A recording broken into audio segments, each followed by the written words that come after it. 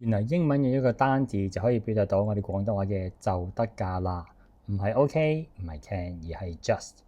我哋廣東話所講嘅就得㗎啦，其實用嚟表達一啲事好簡單、好輕鬆。咁可能廣東話咧，我哋每日都會講，但係應該要用英文表達咧，好多人都會覺得有啲頭痛。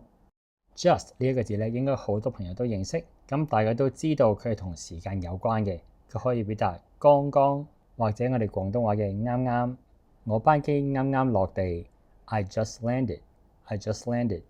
我啱啱先發現 ，I just found out。I just found out。但係原來 just 呢一個字咧，可以放喺句子嘅開頭去表達我哋廣東話嘅就得㗎啦。咁佢嘅意思咧就係件事好簡單唔費力。咁佢嘅結構咧就係 just 加一個基本形態嘅動詞，放喺台面就得㗎啦。Just leave it on the table。Just leave it on the table。講個電話號碼俾佢聽就得㗎啦。Just tell him your phone number。Just tell him your phone number。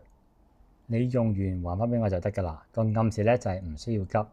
Just return it to me when you're done。Just return it to me when you're done。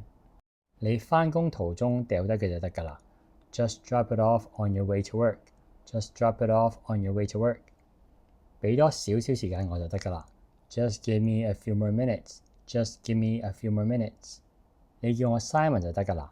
Just call me Simon。Just call me Simon。問下大家，你到達嗰陣打電話俾我就得㗎啦。我哋應該話 blank when you arrive。